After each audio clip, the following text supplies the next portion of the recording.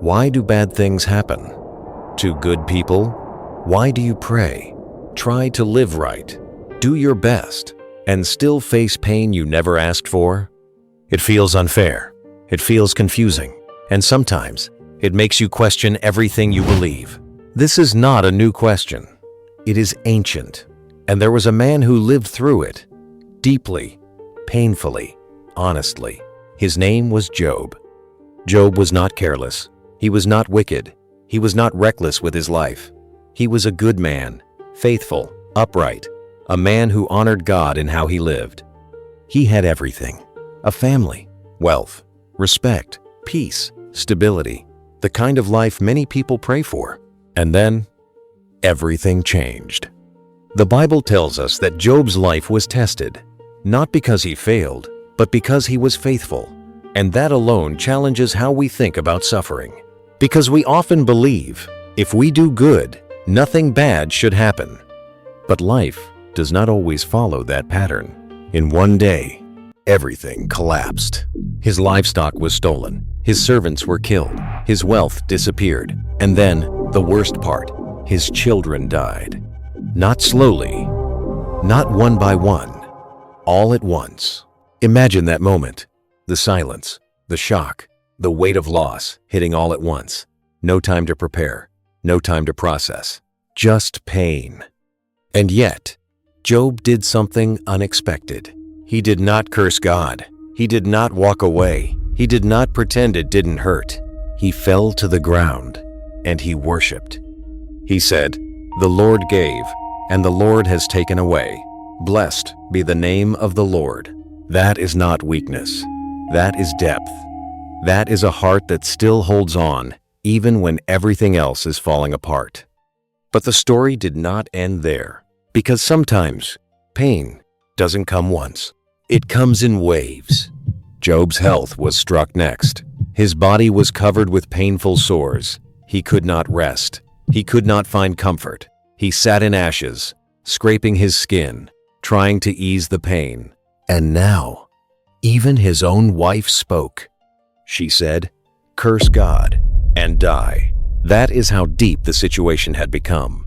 Even those closest to him could not understand his faith anymore. And this is where many people break, not just because of pain, but because of isolation. Because when you suffer and no one understands, it feels even heavier. Then came his friends. They sat with him. They listened.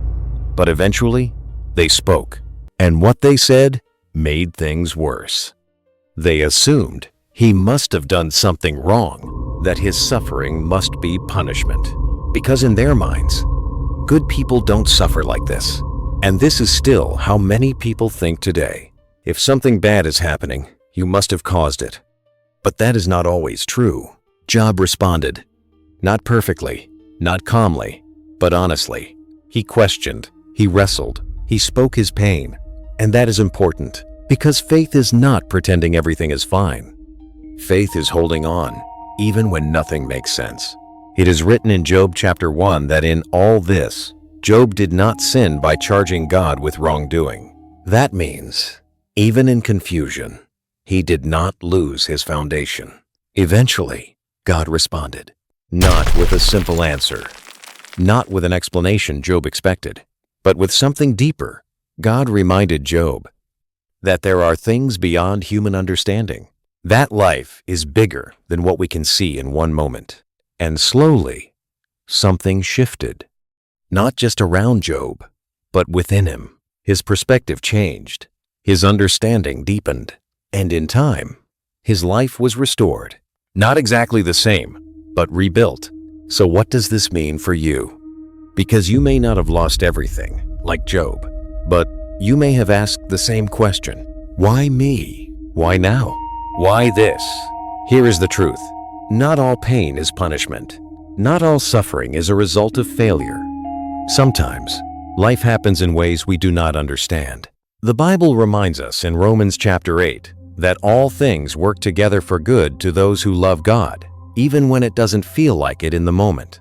That does not mean everything is good, but it means something good can still come from it.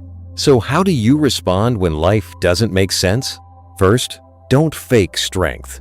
Be honest, because God is not afraid of your questions. Second, don't isolate yourself. Pain grows louder when you face it alone. Third, hold on, not to answers, but to God, because sometimes you won't get explanations, but you can still find peace. And here is the deeper truth. Deeper truth. Job's story is not about suffering. It is about trust. Trust when you don't understand. Trust when nothing adds up. Trust when everything feels broken.